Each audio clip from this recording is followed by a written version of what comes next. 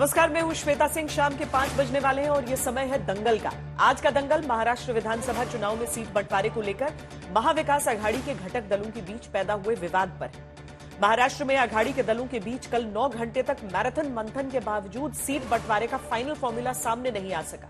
पता चला है कि मुंबई और विदर्भ की करीब 28 सीटें ऐसी हैं जहां 2 या 2 से अधिक दल अपना अपना दावा कर रहे हैं। इस बीच खबर तो यह भी है कि कांग्रेस पार्टी 20 अक्टूबर को अपनी पहली लिस्ट जारी कर सकती है, जबकि समाजवादी पार्टी जैसे छोटे घटक दल कह रहे हैं कि महाराष्ट्र में सीट बंटवारे में उनसे बात तक नहीं की जा रही है।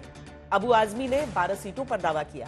उन्हें कौन कौन सी सीटें मिलेंगी ये भी अभी तय नहीं है। इस बीच जुबानी बयानबाजी है वो भी खूब हो रही है। संजय राउत ने कह दिया कि सीट बंटवारा कर पाना प्रदेश के नेताओं के बस की बात नहीं है, इसीलिए दिल्ली बात होगी। कांग्रेस कह रही है संजय राउत जो मर्जी करें। उधर समाजवादी पार्टी के मुद्दे पर विजय वडेट्टीवार ने कहा है कि जिस तरह कांग्रेस के साथ यूपी में तालमेल है वैसा ही तालमेल महाराष्ट्र में भी होगा। इंडिया गठबंधन के घटक दलों में इन बयानबाजियों के बीच खबर है कि झारखंड में इंडिया और एनडीए दोनों ही घटक दलों की सीट शेयरिंग फाइनल हो चुकी है। एनडीए ने तो अपना फॉर्मूला भी दे दिया है। उन सब की बात करेंगे। इस सवाल पर भी चर्चा होगी कि क्या लोकसभा चुनाव के बाद इंडिया गठबंधन के अंदर महाराष्ट्र में सबसे बड़े दल बनकर उभरे कांग्रेस का हौसला ज्यादा हाई हो रहा है, और क्या महाराष्ट्र में इंडिया गठबंधन के अंदर सीट बंटवारे पर दोस्ती में कुश्ती होगी। इस पर भी हम अपने खास मेहमानों के साथ चर्चा करेंगे। पहले एक रिपोर्ट आपको दिखा देते हैं।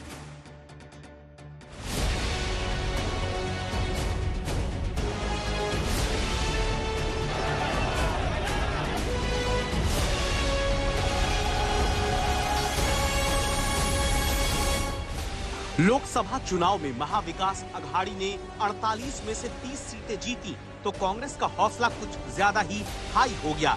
सबसे अधिक 13 सीट जीतने वाली कांग्रेस अब विधानसभा चुनाव में कभी शरद पवार की पार्टी वाली सीट पर तो कभी उद्धव की पार्टी के प्रभाव वाली सीट पर दावा कर रही है। मामला ऐसा फंसा, बात धमकी चेतावनी तक पहुंच गई। आज मैं राहुल गांधी जी से भी बात करूंगा। महाराष्ट्र के नेता है, वो निर्णय लेने में सक्षम नहीं है, ऐसा मुझे लगता है। कि मातोश्री में जाके सब चर्चा करते थे। उद्धव जी को जिस प्रकार से महाविकास आघाड़ी के सामने कटोरा लेके घूमना पड़ रहा है, उनकी स्थिति मैंने अभी तक ऐसी देखी नहीं। संजय राउत का काम, संजय राउत क्या कर रहे हैं, हमें संजय राउत के बारे में मुझे कुछ बोलना नहीं। दरअसल गुरुवार को मुंबई के एक होटल में अघाड़ी के नेताओं की बैठक हुई। शिवसेना यूबीटी से संजय राउत, कांग्रेस से नाना पटोले, विजय वडेट्टीवार, सतेज पाटिल और एनसीपी सीपी से जितेंद्र आव्हाड जैसे नेता शामिल हुए। 9 घंटे की बैठक हुई। 28 सीट पर फिर भी पेंच फंसा रह गया। बैठक में शामिल दलों के बीच फैसला हुआ। इन सीटों पर अब दिल्ली में निर्णय लिया जाएगा, लेकिन समाजवादी पार्टी जैसे दल को न तो बैठक में बुलाया, न उनकी मांग पर तवज्जो दी गई। उधर से रिप्लाई नहीं आ रहा है? नहीं, रिप्लाई वजह से जब बात करता हूँ सब हमारी बातें चल रही हैं, हम बताते हैं आपको, फिक्र मत कीजिए, बताते हैं आपको। लेकिन जब मीटिंग में नहीं बुला रहे हैं तो बात कैसे? वो कह रहे हैं पहले 3 पार्टियों की मीटिंग होगी, वो खत्म हो जाएगी, फिर आप लोगों को बुलाएंगे। मुझे भी बता दीजिए नहीं क्या करना, बस यही चेतावनी समझिए आप है, ये धमकी नहीं है। कुल दरवाजा बंद नहीं है, हमारे दरवाजे महाविकास आघाड़ी के वो हमारे साथ में रहेंगे, यही हमारा प्रयास है। साथ कैसे रहेंगे जब एक ही सीट पर कांग्रेस भी दावा कर रही, शरद पवार की पार्टी भी दावा कर रही और समाजवादी पार्टी भी। ये सब जब सीट शेयरिंग हो रही होती है पार्टियों के बीच में, इस तरह के पड़ाव, मोड़, स्पीड ब्रेकर्स सब आते हैं, लेकिन बातचीत होती है और बातचीत से रास्ता निकलता है, अभी भी निकल रहा है। दरअसल गुरुवार को हुई महाविकास अघाड़ी के नेताओं की बैठक के बाद सूत्रों से पता चला पूर्वी विदर्भ में कांग्रेस एक भी सीट छोड़ने के लिए तैयार नहीं है। शिवसेना यूबीटी पूर्वी विदर्भ की उन सीटों पर दावा कर रही है जो कांग्रेस ने कभी नहीं जीती। उधर मुंबई की 2 सीट पर भी कांग्रेस और शिवसेना यूबीटी के बीच खींचतान है। सूत्रों के मुताबिक शिवसेना यूबीटी ने कांग्रेस की तरह सांगली पैटर्न पर अपना उम्मीदवार उतारने की धमकी भी दे दी है। महाराष्ट्र में विदर्भ और मुंबई की जिन सीटों पर पेच फंसने की खबर सामने आई, उनमें 28 विवादित सीटें मुंबई और विदर्भ क्षेत्र में हैं, जहां कांग्रेस और शिवसेना यूबीटी दोनों दल दावा करते हैं। इसके अलावा मुंबई में 3 प्रमुख विवादित सीट हैं, जिसमें वर्सोवा, बायकुला और धारावी पर कांग्रेस दावा करती है। वर्सोवा, बायकुला और घाटकोपर पश्चिम पर शिवसेना यूबीटी दावा ठोकती है और मुंबई में बायकुला, मानखुर्द, शिवाजी नगर, वर्सोवा और अणुशक्ति नगर पर समाजवादी पार्टी अपना दावा करती है। इनमें से कुछ सीटों पर कांग्रेस ने उम्मीदवारों का नाम भी फाइनल कर लिया और नाना पटोले ने कहा 84 सीटों की स्क्रीनिंग पूरी हुई। उनके नाम पर 20 अक्टूबर को कांग्रेस केंद्रीय चुनाव समिति की बैठक में मुहर लगा देगी। कांग्रेस ने कहा है कि 288 में से 260 सीट पर सीट बंटवारे के मुद्दे को सुलझा लिया। मुंबई की 3 सीट समेत 28 सीट पर विवाद सुलझाने के लिए बातचीत हो रही है। इसके लिए सभी दल अपने प्रमुख नेताओं को विवादित सीटों की सूची भेजेंगे। महाराष्ट्र में अघाड़ी के घटक दलों के बड़े नेताओं की बैठक हो चुकी है, लेकिन समाजवादी पार्टी का आरोप है छोटे दलों को सम्मान नहीं मिल रहा। वो भी बात करेंगे उनके लेवल पर, राहुल जी के लेवल पर वो भी बात करेंगे, पर समाजवादी पार्टी के साथ जैसा यूपी में हुआ वैसा ही समझौता महाराष्ट्र में हमारा होगा। कांग्रेस कहती है जैसा सम्मान यूपी में समाजवादी पार्टी ने कांग्रेस को दिया, वैसी ही सहमति महाराष्ट्र में भी बने। उम्मीद जताई जा रही है कि मालेगांव और धुले के दौरे पर पहुंचे अखिलेश यादव से बातचीत के बाद सहमति बन जाए। विद्या और ऋत्विक भालेकर के साथ साहिल जोशी, मुंबई आज तक। दंगल में जो मेहमान हमारे साथ जुड़ रहे हैं उनसे परिचय आपका कराते हैं। सबसे पहले प्रदीप भंडारी भारतीय जनता पार्टी की तरफ से, सुप्रिया श्रीनेत कांग्रेस की ओर से जो कि चेयरपर्सन सोशल मीडिया और डिजिटल प्लेटफॉर्म्स की भी है, आनंद दुबे प्रवक्ता शिवसेना उद्धव ठाकरे गुट, कृष्णा हेगड़े प्रवक्ता शिवसेना एकनाथ शिंदे गुट, और कुछ ही देर में एनसीपी शरद पवार खेमे के महेश तापसे भी हमारे साथ जुड़ेंगे प्रवक्ता के तौर पर। लेकिन सबसे पहले सुप्रिया जी आपसे मैं सवाल पूछना चाहती हूं, क्योंकि चुनाव के समय जनता के बीच मैसेज किया जाता है बड़ा जरूरी होता है, और यह हरियाणा के उदाहरण से साफ भी होता है, जहां पर हमने देखा कि पार्टी के भीतर ही अगर शायद 2-3 राय, 2-3 विचार, 2-3 चेहरे आ गए, उसकी वजह से नतीजों पर कितना प्रभाव पड़ गया। यहां पर अगर गठबंधन के अलग अलग पार्टियां आपस में सीट बंटवारे को लेकर यानी पहला ही कदम नहीं उठा पा रही हैं, तो ये जनता के बीच संकेत बहुत शुभ नहीं जाएंगे।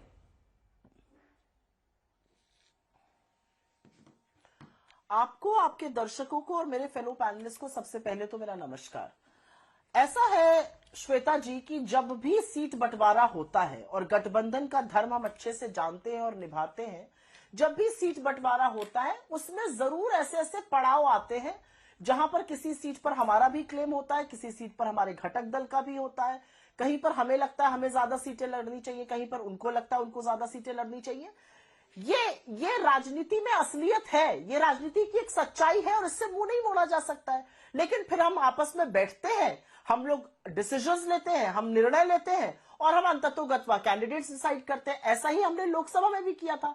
लोकसभा में भी भारतीय जनता पार्टी तमाम तरह के शगुफे भेज रही थी, लेकिन क्या हुआ था, हमने इनको महाराष्ट्र में बड़ी शिकस्त दी थी। इनकी कम से कम 28 सीटें कम हुई थी महाराष्ट्र में। तो मेरा अपना मानना है कि ये जो छोटी छोटी स्कर्मिशेस, जिसको मैं कहूंगी अंग्रेजी का शब्द खींचतान, ये राजनीति में होनी चाहिए। हम भी वहां प्रबल है, शिवसेना भी प्रबल है, एनसीपी पवार साहब की भी प्रबल है। अच्छा है ना, हम सब प्रबल हैं और हम प्रबल होकर चुनाव लड़ रहे हैं। हम इनकी तरह थोड़ी एक दूसरे को बोल रहे हैं मेरा दम घुट रहा है, मुझे उल्टी आ रही है फलाने को देखकर। तानाजी सावंत ने जो बात कही, जो कि शिवसेना शिंदे गुट के हैं, उन्होंने तो बिल्कुल खुलकर कहा था अजीत पवार की पार्टी के लिए, मैं इनको बगल में बैठना नहीं चाहता, दम घुटता, उल्टी आती है। और जो इन लोगों ने मिलकर किया महाराष्ट्र के साथ, जिस तरह से छत्रपति शिवाजी महाराज की प्रतिमा को ध्वस्त कर दिया इनके भ्रष्टाचार ने, जिस तरह से हमारी बेटियों को बदलापुर, पुणे और नासिक में झेलनी पड़ी यातनाएं, उस सबका बदला लिया जाएगा। लेकिन मैं 2 शब्द जरूर कहना चाहती हूँ। मुझे तो मतलब नहीं है बीजेपी के खेमे में क्या हो रहा है, लेकिन मैं जरूर पूछना चाहती हूँ, आरएसपी इनका घटक दल था, लोकसभा में चुनाव मिलकर लड़ा था, वो छोड़कर चला गया। वो कह रहा है हम इनके साथ रहेंगे ही नहीं, हम अलग से चुनाव लड़ेंगे। आरएसपी ने ये कहा है, मैंने न्यूज आपके चैनल पर देखी थी, कल या परसों की बात है।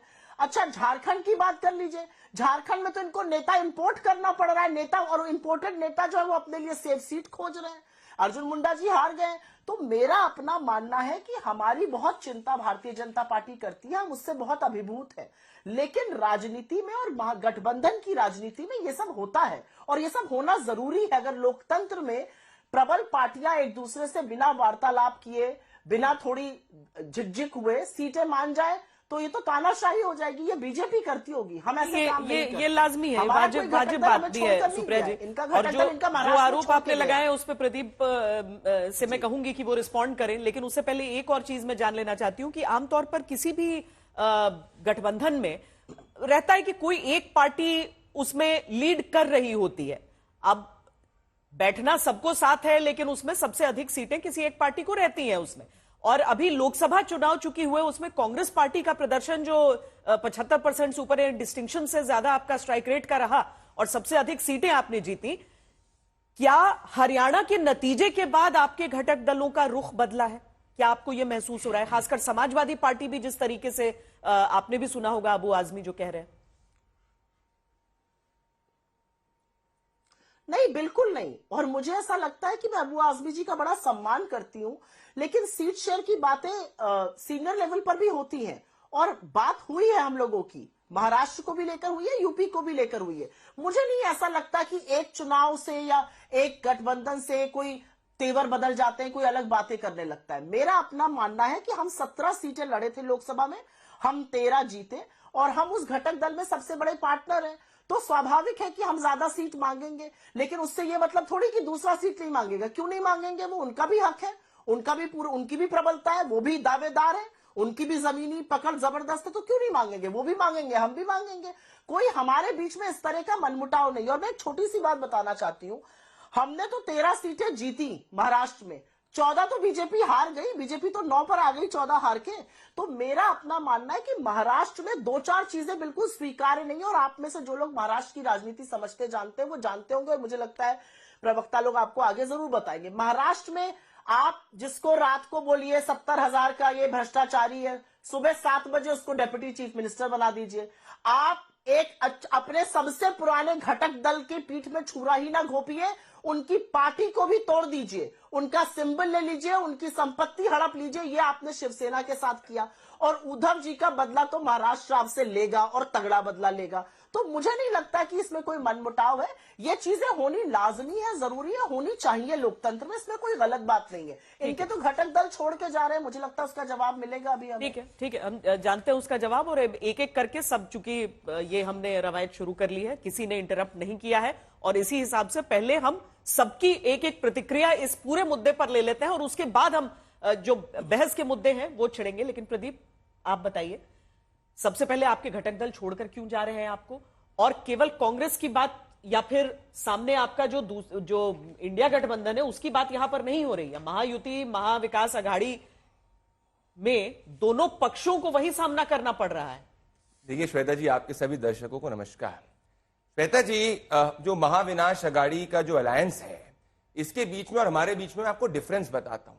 हमारे तीनों नेता, देवेंद्र फडणवीस जी, एकनाथ शिंदे जी और अजीत दादा पाटिल, तीनों साथ में बैठते हैं और तीनों के हमारा 90% सीट शेयरिंग फॉर्मूला डिक्लेयर हो जाता है। हमारे किसी नेता को पब्लिक स्टेटमेंट देने की कोई जरूरत नहीं पड़ती किसी नेता के खिलाफ। यह होता है एक ऑर्गेनिक अलायंस। अब इनका फर्क देखिए, जैसे ही कांग्रेस पार्टी हरियाणा के अंदर चुनाव हारती है, हम इनको उपदेश नहीं देते, इनको उपदेश पब्लिकली उद्धव सेना के संजय राउत देते कि कांग्रेस पार्टी ओवर कॉन्फिडेंट थी। मतलब ये चाह रहे हैं कि कांग्रेस पार्टी नीचे जाए जिससे कि वो सीट शेयरिंग में ज्यादा बार्गेन कर सके। आज सीक्वेंस ऑफ इवेंट देखिए, सुबह संजय राउत जी मीडिया के सामने स्टेटमेंट देते हैं कि हम महाराष्ट्र के नेताओं को, कांग्रेस के नेताओं को समझ नहीं है। ये एएनआई का स्टेटमेंट है। तो ये कह रहे हैं कि महाराष्ट्र के कांग्रेस नेता निर्णय लेने में सक्षम नहीं है। और नाना पटोले आज प्रेस कॉन्फ्रेंस में जब संजय राउत के बारे में उनसे सवाल पूछा जाता है तो उठ के चले जाते हैं और कांग्रेस पार्टी के दूसरे नेता को उनको बैठाना पड़ता है। यह है इनका कोट अनकोट ऑर्गेनिक अलायंस, क्योंकि आपस में इनमें कोई तालमेल नहीं है। अब मैं आपको आज तक के पुराने इंटरव्यू में ले जाना चाहता हूं जो उद्धव ठाकरे जी के साथ में किया था, जिससे जब उद्धव ठाकरे जी से बोला था कि क्या आप महाविनाश आघाड़ी के चीफ मिनिस्टर उम्मीदवार होंगे, तो वो साहिल जोशी को कहते हैं कि हां, मेरे तरफ से तो मैं ही हूं आज की तारीख में। उसके बाद जाके कहा जाता है कि उद्धव ठाकरे गुट कहता है कि नहीं, अगर हम नहीं है तो क्लोज डोर में हमको डिक्लेयर कर दो। और आज की स्थिति यह है कि कह रहे हैं कि किसी को भी डिक्लेयर कर दो, और आज ही के दिन शरद पवार, जयंत पाटिल का नाम प्रपोज कर देते हैं। यह है इनका अलायंस। अब ये सिर्फ बात महाराष्ट्र तक सीमित नहीं है श्वेता जी, चलिए उत्तर प्रदेश एक दिन पहले इमरान मसूद ने कहा था कि अगर मीरापुर की सीट कांग्रेस पार्टी को मिल जाएगी तो अच्छी बात रहेगी। समाजवादी पार्टी ने कांग्रेस पार्टी से कंसल्ट करे बगैर मीरापुर की सीट जो है अपने आप जो समाजवादी पार्टी को दे दी। मतलब कांग्रेस के नेताओं को पब्लिक स्टेटमेंट देना पड़ रहा है क्योंकि आपस में इनमें कोई बातचीत नहीं है। यह है रियलिटी इनके अलायंस की। अब देखिए जम्मू कश्मीर के अंदर जहां इनकी सरकार बनी है, ओमर अब्दुल्ला इनको एक अलायंस जो है सिर्फ एक मिनिस्ट्रियल वर्क देने की बात करते हैं और फिर ये विवश हो जाते हैं आउटसाइड सपोर्ट देने के लिए। तो हमें कोई कांग्रेस से नहीं, आपस में इतनी इनकी लड़ाई है कि हमें इनसे लड़ने की जरूरत है ही नहीं। हम जनता के लिए लड़ रहे हैं। और मैं आपको एक ट्रेलर दूंगा हरियाणा का। हरियाणा में क्या कह रही थी कांग्रेस की नेता कि भाई 10 सीट आएगी हमारी, 15 सीट आएगी, नाम बदल दिया जाएगा अगर 10 सीट के ऊपर आ जाए। नाम तो इनका नहीं बदला गया, ना इनने बदला, पर हरियाणा की जनता ने इनको बता दिया कि जनता हमारे साथ है क्योंकि ये अपने दलित नेताओं का अपमान कर रहे हैं। चलिए ठीक है, अब मैं आपको 10 सेकंड बताऊंगा क्यों ये झूठ बोलते हैं। ये इन्होंने दलित की बात करी थी। ये कल ही के दिन कांग्रेस ऑफिस में इनने फोटो ली और ये देखिए आप ध्यान से, अगर मैं चाहूंगा आपके करके, ये कांग्रेस ऑफिस में जब ये सब कांग्रेस नेता फोटो ले रहे हैं, बाबा साहेब अंबेडकर को इनने अपने पैरों पे बाबा साहेब अंबेडकर की फोटो लगाई राहुल गांधी के पास में। अगर ये देखा जाएगा तो ये है इनका दलितों के बारे में सच्चाई। अब इनने कहा था कि किस तरीके से शिवाजी जी को अपमान हमने किया। मैं राहुल गांधी जी का वीडियो दिखाना चाहता हूं जिसमें राहुल गांधी जी को जब शिवाजी जी की प्रतिमा दी गई तो राहुल गांधी जी स्टेज से शिवाजी जी की प्रतिमा को हटा देते हैं। अगर आप इसको जूम करेंगे तो आपको पता चलेगा। तो ये हमको कुछ ना बोले, इनकी जो सच्चाई है ये देश की जनता देख चुकी है। तो हमें घबराने की जरूरत नहीं है। क्या ये अपना सीएम उम्मीदवार डिक्लेयर कर सकते हैं? क्या उद्धव ठाकरे जी जयंत पाटिल को मानेंगे चीफ मिनिस्टर उम्मीदवार? मैं ये सवाल पूछना चाहता हूं। आनंद दुबे जी, एक तो संजय राउत की तरफ से जो बयान दिया गया वो ये दिल्ली ही से होगा। अब बीजेपी ने भी कटाक्ष इस पर कर दिया है, हालांकि कि एक समय था जब बाला साहब के सामने ये सारे निर्णय होते थे, अब दिल्ली आप लोगों को ले जाना पड़ रहा है उस निर्णय की प्रक्रिया को। दूसरी चीज जो प्रदीप भंडारी पूछ रहे हैं आपसे कि क्या उद्धव ठाकरे का ही चेहरा होगा? श्वेता जी नमस्ते, आपको, आपके सभी दर्शकों को नमस्ते। देखिए आपके शो का नाम है दंगल, और जहां दंगल होता है ना वहां बहुत सारे दर्शक भी होते हैं, और दंगल थोड़े थोड़े होने भी चाहिए लोकतंत्र और संविधान में। हमारी जो महाविकास आघाड़ी है, पिछले 2-3 महीनों से हम टिकटों को लेकर, सीटों को लेकर, मुख्यमंत्री को लेकर कई बैठकें कर रहे हैं। जब बैठकें होती हैं, जब एक परिवार के लोग इकट्ठे बैठते हैं तो थोड़ी बहुत हल्की मीठी नोकझोंक भी होती है, लेकिन वो मीठी होती है, उसमें बहुत ज्यादा उपद्रव नहीं होता, हिंसा नहीं होती है। जैसे सिर्फ टॉवल इस समय महाझूठी सरकार में चल रही है, हमारे यहाँ नहीं है। अमित शाह जी ने 2 दिन पहले एकनाथ शिंदे जी को लेकर कहा कि भैया जब आपको हमने मुख्यमंत्री बनाया तो हमारे लोगों ने बलिदान किया, अब जब चुनाव होंगे, नए मुख्यमंत्री की बात आएगी तो हम देखेंगे क्या करना है। मतलब स्पष्ट रूप से एक आदेश दे दिया। अरे भाई ये न्यूज है, अब बीच में आपने बोल दिया। नहीं, मेरे पास बिना प्रूफ में नहीं बोलता, शांत हो जाए, अब उसका मैं प्रमाण दूंगा। तो देखिए, एक तो उनको इशारा दे दिया कि भैया आप मुख्यमंत्री नहीं बनने वाले। दूसरा, अमित शाह जी का एक और बयान है 4 दिन पहले का, मुंबई की धरती से ही, कि इस बार हम लोग मिलजुल के लड़ लेते हैं, सरकार बना लेते हैं रोगा के, 2029 में बीजेपी पूर्ण बहुमत की सरकार अकेले अपने दम पर बनाएगी। मतलब उनको एक मैसेज है, या तो आपका हमारी पार्टी में विलय होगा और या तो फिर आपको कहीं और घर द्वार देखना पड़ेगा। तो ऐसा कम से कम महाविकास आघाड़ी में नहीं है। महाविकास आघाड़ी में 3 बड़े नेता हैं, आदरणीय मल्लिकार्जुन खड़गे साहब, उद्धव ठाकरे साहब और शरद पवार साहब। तीनों ही नेताओं के एक महाराष्ट्र की इकाई है, जिसमें नाना पटोले जी हैं, संजय राउत साहब हैं, जयंत पाटिल साहब हैं। ये सब इस पूरे बैठकों को देख रहे हैं। तो हो सकता है कि कुछ सीटों को लेकर विवाद हो, मनमुटाव हो, मतभेद हो, होने ही चाहिए, क्योंकि हमारी जिताऊ सीटें हैं। जैसे कमाऊ पूत होता है वैसे जिताऊ सीट होती है। जब हमको पता है कि हम जीत सकते हैं, वहां जीत सकते हैं, यहाँ जीत सकते हैं, तो रस्सी खेस होती है, एक दूसरे से टकराव होता है कि नहीं भैया हम ज्यादा लड़के जीत जाए, हम ज्यादा लड़के जीत जाए। तो इसके लिए यहाँ पर स्वस्थ माहौल है कि भाई यहाँ पर लड़ा जा रहा है किसके लिए? जीतने के लिए। लेकिन महाझूठी सरकार में क्या है? उल्टियां आती हैं, एक दूसरे को देख के घृणा आती है, एक दूसरे की सीटों को कैसे गिराया जाए वो होता है। इनके पास संबंध नाम का कोई चीज नहीं है। एक अगर रामदास अठावले साहब की पार्टी को छोड़ दें तो बाकी कोई मित्र पक्ष को कुछ नहीं, उनको केवल झुनझुना पकड़ा गया है। ऐसा तो महाविकास आघाड़ी में नहीं है। महाविकास आघाड़ी में तय हुआ है कि 288 में से 260 के करीब महाविकास आघाड़ी लड़ेगी, तो 28 सीटें मित्र पक्षों को भी दिया जा सकता है एक सम्मान के साथ। ये इनको दिखाई नहीं देता।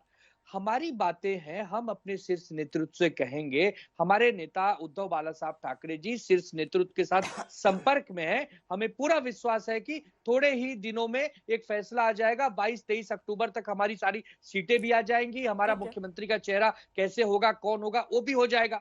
लेकिन ये बात प्रदीप भंडारी साहब को पसंद नहीं आएगी, क्योंकि उनको तो नेता प्रतिपक्ष में बैठना है। ठीक है, लेकिन कृष्णा हेगड़े जी ये बताइए आप कि आपको डर है कि एकनाथ शिंदे अभी तो मुख्यमंत्री रहे हैं, लेकिन मुख्यमंत्री शायद आगे न रहें, क्या उन्हें प्रोजेक्ट किया जाएगा? हालांकि जब अजीत पवार, देवेंद्र फडणवीस, एकनाथ शिंदे मौजूद थे साथ एक साथ मंच पे, तो उस समय कुछ संकेत ऐसे दिए गए, लेकिन क्या पार्टी के भीतर ये चिंता है, विषय है? नहीं, बिल्कुल नहीं है। और पहली बार मैं देख रहा हूँ हमारे मित्र आनंद दुबे जी दंगल के प्रोग्राम में प्रवचन दे रहे थे, बहुत अच्छा लग रहा था। दूसरी बात यह है कि ये हमारे जो एकनाथ शिंदे जी है, देखिए हम शिवसेना भारतीय जनता पार्टी के मुकाबले महाराष्ट्र में छोटे पार्टी है। उनकी 105 विधायक है, हमारे 40 विधायक है। फिर भी भारतीय जनता पार्टी ने बड़ा मन दिखाया, एकनाथ शिंदे जी को मुख्यमंत्री बनाया। अजीत दादा जिनके पास 40 विधायक है, उनको भी उप मुख्यमंत्री पर बनाया। तो हमारे में अंडरस्टैंडिंग आपको इसमें ही समझ में आएगा कि कितना अच्छा हमारा अंडरस्टैंडिंग है। दूसरी बात यह है कि कांग्रेस का अंडरस्टैंडिंग देख लीजिए। जो गए लोकसभा इलेक्शन था, वहां पर सांगली के सीट पे उद्धव ठाकरे जी ने बिना ये सब कांग्रेस को पूछ के अपना खुद का कैंडिडेट डिक्लेयर कर दिया, और कांग्रेस ने वहां पर अपक्ष कैंडिडेट को खड़ा करके उद्धव ठाकरे जी के ऑफिशियल कैंडिडेट को हरा दिया। अभी उद्धव ठाकरे जी वो विधायक से बात नहीं करते, वो जो खासदार है, सांसद है, उनसे बात नहीं करते। तीसरी बात यह है कि संजय राउत जी कह रहे भाई हम तो दिल्ली के नेता से बात करेंगे, हम तो महाराष्ट्र के कोई नेता से गिनेंगे नहीं। महाराष्ट्र में इतने उनके मुख्यमंत्री और रेवेन्यू मिनिस्टर और बाला साहेब थोराट CWC मेंबर, किसी से इनको बात नहीं करना है।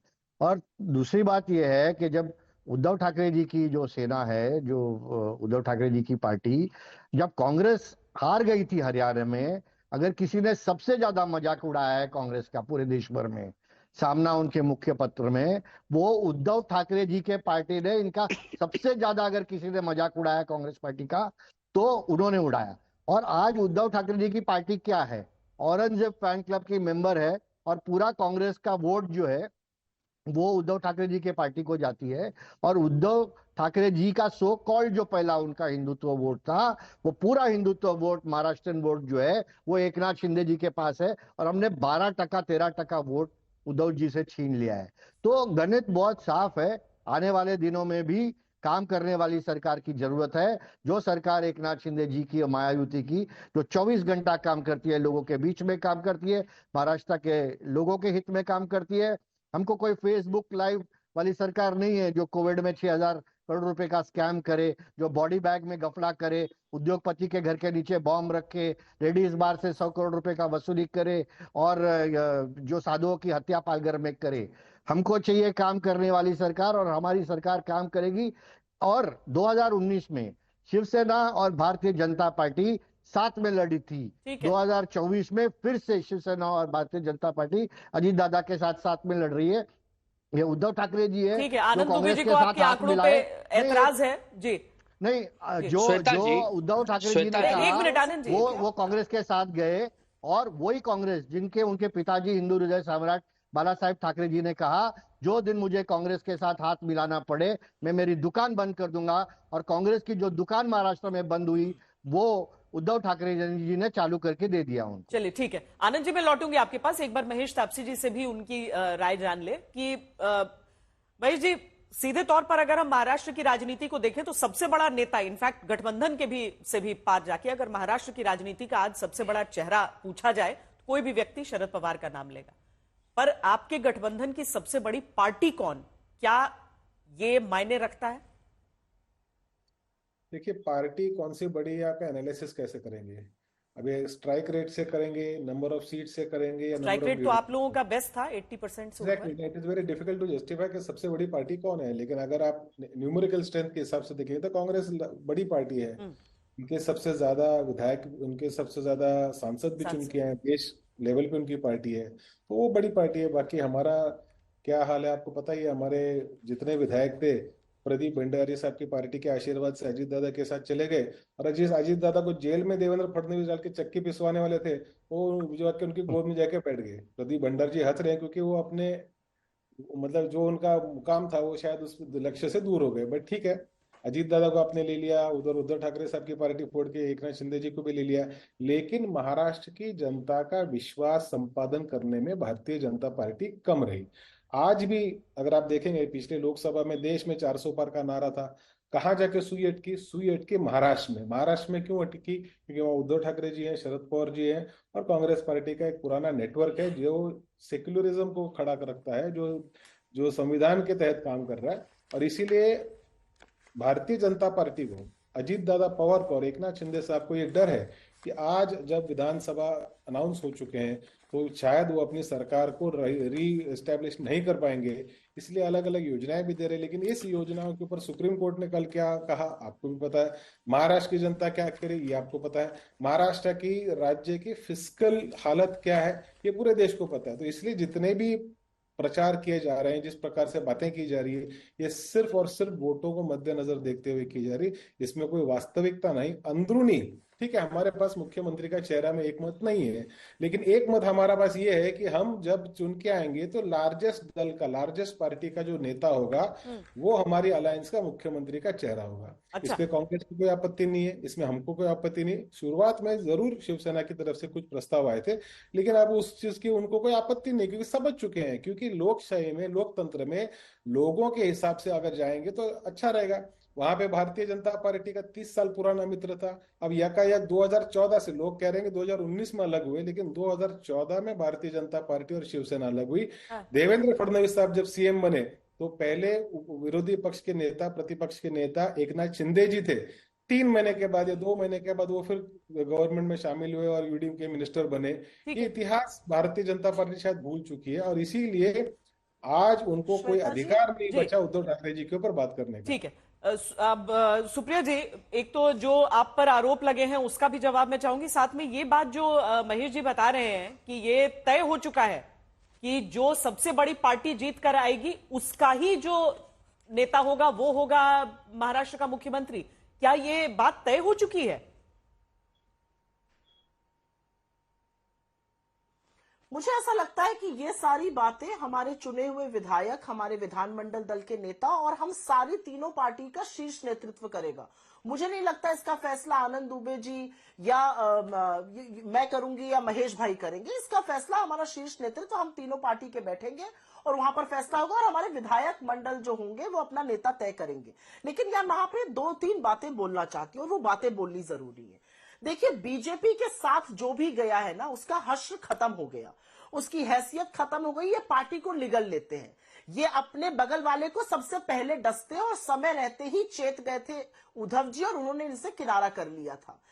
आप चाहे शिवसेना का हश्र देखिए, चाहे जदयू का देखिए, चाहे शिरोमणि अकाली दल का देखिए, जिस भी पार्टी का आलिंगन इन्होंने किया है उसको निगला है पहले। ये मैं पहली बात बोलना चाहती हूं। मैं दूसरी बात, प्रत्यक्षम किम प्रमाणम, हाथ कंगन को आरसी क्या, पढ़े लिखे को फारसी क्या। आपकी एक बहुत बड़ी समिट हुई थी अभी सितंबर के आखिरी महीने में, मैं भी आई थी उस समिट में, India today conclave. India today conclave में 2 वक्तव्य थे, मैं दोनों पढ़ देती हूं। अजीत दादा आए थे, अजीत दादा ने कहा, I want to become chief minister but always get stuck as deputy. मैं बनना तो मुख्यमंत्री चाहता हूं, हर बार उप मुख्यमंत्री बन के रह जाता हूं। या आपकी इंडिया टुडे की वेबसाइट से, आपके कार्यक्रम से मैं कोट कर रही हूं, मैं वहां उस कॉन्क्लेव में, मैंने भी एक सेशन में हिस्सा लिया था। दूसरा एक वक्तव्य आया था देवेंद्र फडणवीस जी की ओर से। देवेंद्र फडणवीस जी ने उस वक्तव्य में कहा था कि जो रीजन रहा, जो कारण हार का रहा महाराष्ट्र में, वो एनसीपी और का पुअर परफॉर्मेंस था। एनसीपी अपने वोट नहीं ट्रांसफर कर पाई, अजीत पवार जी के लिए उन्होंने कहा था। और मैं यहां पर एक बात आपको और बता दूं, जो आरएसएस का अफिलिएटेड वीकली है विवेक, जो हर साप्ताहिक निकलती है विवेक, आरएसएस से वो है अफिलिएटेड, उन्होंने कहा कि बीजेपी के वर्कर ये चाहते नहीं है कि हम एनसीपी से हाथ जोड़े। ये तो असलियत है इनकी महाझूठी अलायंस की। ये दूसरों की बातें करते हैं। मैं उत्तर प्रदेश से आती हूं। उत्तर प्रदेश में आरएलडी के बेचारे चौधरी साहब भी और यहां पर जो संजय निषाद जी हैं, दोनों अभी बाट जोड़ रहे हैं कि कब हमें टिकट मिलेगा। उनको टिकट नहीं देंगे, उनको निगलने की तैयारी कर रहे हैं। तो असलियत यह है कि इधर उधर की बातें करने से बेहतर है आपने जो चोरी से सरकार बनाई और उससे ज्यादा सीना चोरी से जो आपने लूट मचाई, ठीक है प्रदीप जी, जवाब दीजिए इन बातों का कि वो तो आपस में सुलझा लेंगे इन बातों को, आप लोग तो अपने घटक दलों को समाप्त कर देते हैं। बताइए, जवाब दीजिए। देखिए, जो हमारे साथ में आता है वो मुख्यमंत्री बनता है, जैसे एकनाथ शिंदे जी बने हैं। ये हम में और कांग्रेस पार्टी में फर्क है। कांग्रेस पार्टी एक घमंडी पार्टी है, मैं नहीं कह रहा हूं, ये सामना के अंदर लेख लिखा गया है। और शिवसेना का कोई वजूद, जो उद्धव सेना का कोई वजूद नहीं है, ये मैं नहीं कह रहा हूं। कांग्रेस पार्टी के सीनियर पॉलिटिकल एनालिस्ट और जो कांग्रेस पार्टी के शीर्ष नेतृत्व के बड़े क्लोज हैं, तहसीन पुण्यवाला ट्वीट करके लिखते हैं कि ये मान लीजिए कि कोर वोटर शिवसेना का एकनाथ शिंदे जी के साथ है और भाजपा के साथ में है। उद्धव सेना के वजह से कांग्रेस पार्टी को नुकसान हुआ और जो कोर वोट सिर्फ और सिर्फ कांग्रेस की वजह से उद्धव ठाकरे जी को मिला। तो ये इनका आपस के अंदर अलायंस। मैं उत्तर प्रदेश में इनको बिल्कुल सीरियसली नहीं लूंगा। जब प्रियंका वाड्रा चुनाव लड़ी थी उत्तर प्रदेश 2022 का, लड़की हूं लड़ सकती हूं की बात की थी, 90% सीट पे इनकी जमानत जब्त हो गई थी। तो उत्तर प्रदेश में इनकी बात न करें। जब मैं बताना चाहता हूं कि झूठ किस तरीके से कहते हैं इनका, ये देखिए झूठ। पहला झूठ मैं आपको बताऊंगा, ये रही कल की प्रेस कॉन्फ्रेंस, जब यहां पे देवेंद्र फडणवीस जी बैठे हैं, एकनाथ शिंदे जी बैठे हैं और अजीत दादा बैठे हैं। जब पत्रकार से सवाल पूछा तो देवेंद्र फडणवीस जी ये बोला, हमारे मुख्यमंत्री यहीं बैठे हैं, एकनाथ शिंदे ही बैठे हैं। मैं शरद पवार से पूछना चाहता हूं आपका उम्मीदवार कौन है? और आज आपके पैनल के अंदर ही कॉन्ट्रडिक्शन देखिए।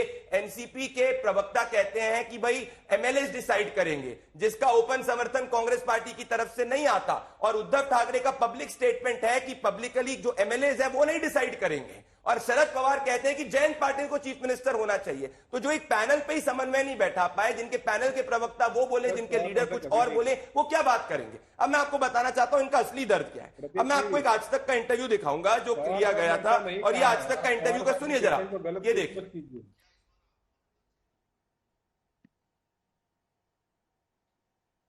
अरे ये क्या बार बार दिखा रहा है ऐसा? मैं 25 वीडियो दिखा दूं आपको। तो अगर आप देखें तो जब पूछा गया आज तक के इंटरव्यू में उद्धव ठाकरे जी से कि क्या अपना चेहरा लेके जाएंगे, तो उन्होंने बोला हाँ अपना चेहरा लेके जाऊंगा। तो तब से लेकर अभी तक उद्धव ठाकरे सेना की दिक्कत यही है कि उनके चेहरे पे ना कांग्रेस पार्टी के नाना पटोले विश्वास रख पा रहे हैं, ना राहुल गांधी विश्वास रख पा रहे हैं, ना शरद पवार विश्वास रख पा रहे हैं। और आज आपके पैनल पे एनसीपी के प्रवक्ता ने डिक्लेयर कर दिया कि अगर इनकी सरकार आती है तो 2 करोड़ महिलाओं को जो लाडकी बहना योजना के तहत पैसे मिल रहे हैं, बेनिफिट मिल रहे हैं, वो इनसे छीन लेंगे।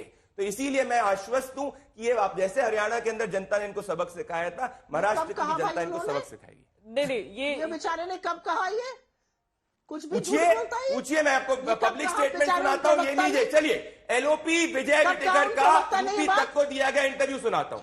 मैं आपको एलओपी विजय तक जी का यूपी तक को दिया गया इंटरव्यू सुनाता हूं, जहां उन्होंने कहा था कि किस तरीके से ये जो स्कीम है, ये स्कीम कांग्रेस दी बेबुनियाद तरीके से भंडारी झूठ बोल रहे हैं। ये इनसे पूछिए, लाडकी बहन बोल रहे थे, सब वीडियो पढ़ रहे हैं, ये वीडियो पढ़ रहे हैं, ये कौन देखता है? कह रहे हैं कि बेबुनियाद है और ऐसे वो हजार। ये मैं आपको कांग्रेस के एलओपी सुना देता हूँ। ये रहा यूपी तक, ये मुंबई तक में विजय वटेकर जी का स्टेटमेंट है। आघाड़ी सरकार ने जो विजय वटेकर जी का स्टेटमेंट है। ये क्या कर रहे हैं? अरे क्या कर रहे हैं बार बार? ये क्या कर रहे हैं? मैं दिखाऊं क्या? मैं वीडियो दिखा रहा हूं आपको, ये जर्नलिस्टों को। आप पढ़े नहीं तो सुन लीजिए, ये देखिए, ये मैं कहीं और का यूपी तक का दिखा रहा हूं। महेश जी को जवाब दे लेने दीजिए। जी महेश जी, आप बात पूरी कर लीजिए अपनी। ये ऐसा, ये सही है गलत है?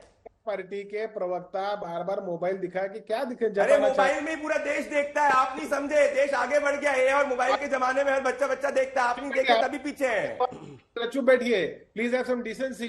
आई have decency, I am quoting your leaders only. और ऐसे प्रवक्ताओं को भेज रहे हैं जिनके पास, अरे डोंट गो ऑन मी, ऐसे वैसे मत करो। जैसे हरियाणा में जनता ने आपको ऐसे वैसे कर दिया, महाराष्ट्र में भी कर देगी। अपने लीडर शरद पवार से सीखो। जयंत पाटिल का उन्होंने नाम डिक्लेयर किया, आपने आज उनको ओपनली कॉन्ट्रडिक्ट करा है। आप बात ही नहीं कर रहे। महेश जी, निजी हमले एक दूसरे पर मत करिए। आप लोग पार्टी को रिप्रेजेंट करने के लिए यहाँ पर बैठे हैं, पार्टियों पर बात हो जाए। निजी हमले थोड़ा जिताना चाहते हैं, बार बार मोबाइल दिखा के क्या जताना? अच्छा, सबका अपना तरीका। आपने खंडन कहा, आपने कहा कि नहीं। चलिए आनंद जी, आप बहुत सारी आरोप आप पर एक तो लगे हैं, दूसरी चीज ये हो रहा है कि आपने अभी भी ये कहा था, उद्धव ठाकरे को लेकर कहा था, आप आश्वस्त हैं इस चीज को लेकर कि संजय राउत जाएंगे, बात करेंगे, राहुल गांधी से बात होगी, कांग्रेस के शीर्ष नेतृत्व से बात होगी तो चीजें सुलझ जाएंगी। क्योंकि ये जो बीजेपी से भी जो लड़ाई का मामला शुरू हुआ तो वो तो सीएम के फेस को लेकर ही शुरू हुआ था ना आनंद जी। श्वेता जी, ऐसा है कि बहुत सारे आरोप हमारे दल पर लगाए गए। हमने कांग्रेस पार्टी को हरियाणा के चुनाव हारने के बाद एक अपना भाई समझकर सलाह दिया था। और हम तो संत कबीरदास जी के पदचन्नों पर चलने वाले लोग हैं, जो कहते थे कि निंदक नियरे राखी आंगन कुटी चवाए, बिन साबुन पानी बिना निर्मल करे सुहाए। तो हमने अपने भाई को आगे चलने के लिए, आगे कोई भविष्य में कोई गलती ना हो, उसके लिए सलाह दी, पहली चीज।